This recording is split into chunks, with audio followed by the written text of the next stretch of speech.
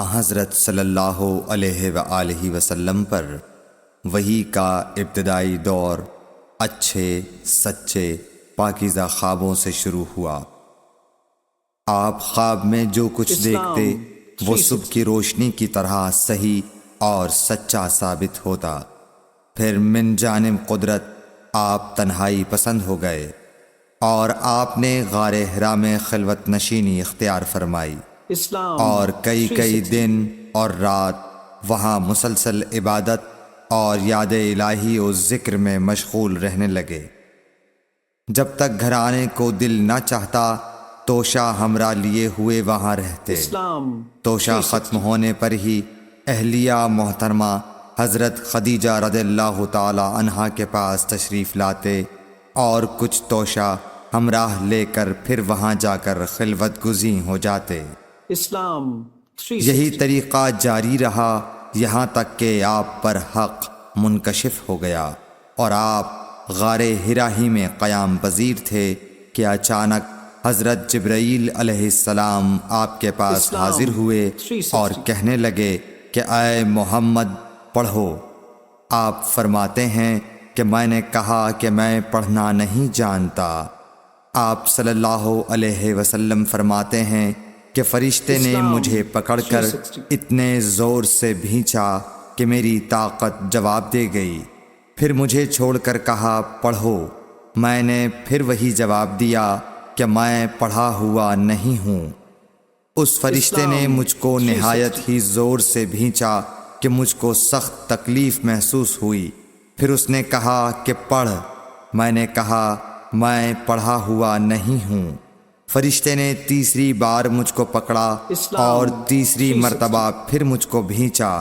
پھر مجھے چھوڑ دیا اور کہنے لگا کہ پڑھو اپنے رب کے نام کی مدد سے جس نے پیدا کیا اور انسان کو خون کی پھٹکی سے بنایا۔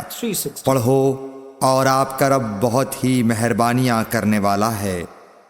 بس یہی آیتیں آپ حضرت جبرائیل علیہ السلام سے سن کر اس حال میں غار حرا سے واپس ہوئے کہ آپ کا دل اس انوکھے واقعے سے کانپ رہا تھا۔ آپ حضرت خدیجہ کے ہاں تشریف لائے اور فرمایا کہ مجھے کمبل اوڑھا دو، مجھے کمبل اوڑھا دو۔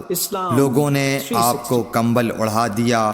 جب آپ کا ڈر جاتا رہا تو آپ نے اپنی زوجہ محترمہ حضرت خدیجہ رضی اللہ تعالی عنہا کو تفصیل کے ساتھ یہ واقعہ سنایا اور فرمانے لگے کہ مجھ کو اب اپنی جان کا خوف ہو گیا ہے۔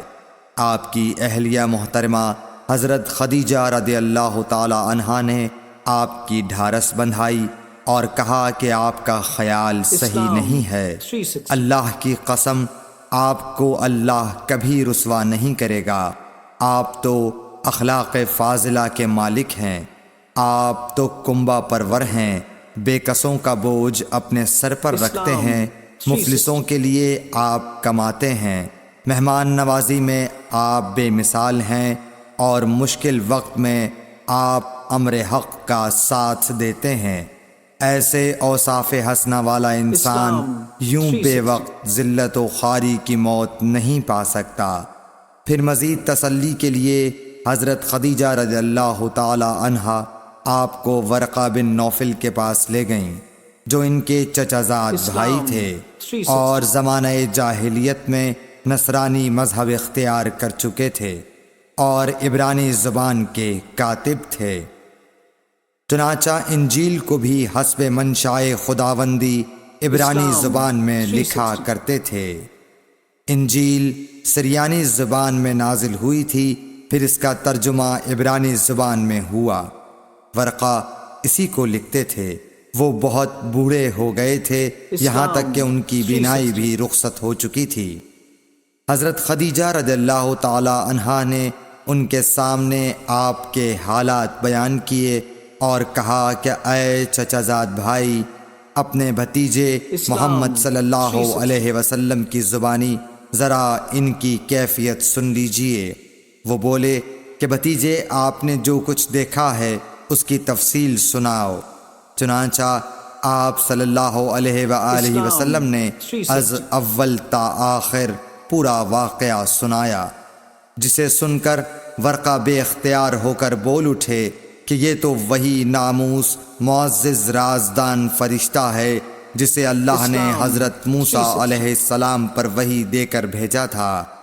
کاش میں آپ کے اس عہد نبوت کے شروع ہونے پر جواں عمر ہوتا، کاش میں اس وقت تک زندہ رہتا جب کہ آپ کی قوم آپ کو اس شہر سے نکال دے گی۔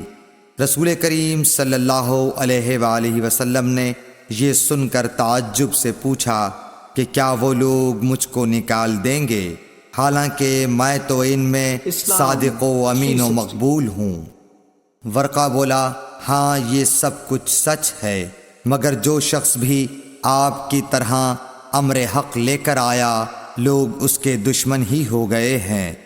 اگر مجھے آپ کی نبوت کا وہ زمانہ مل جائے تو میں آپ کی پوری مدد کروں گا، مگر ورقہ کچھ دنوں کے بعد انتقال کر گئے، پھر کچھ عرصے تک وحی کی آمد موقوف رہی۔ صحیح بخاری حدیث نمبر 3۔ قرآن و حدیث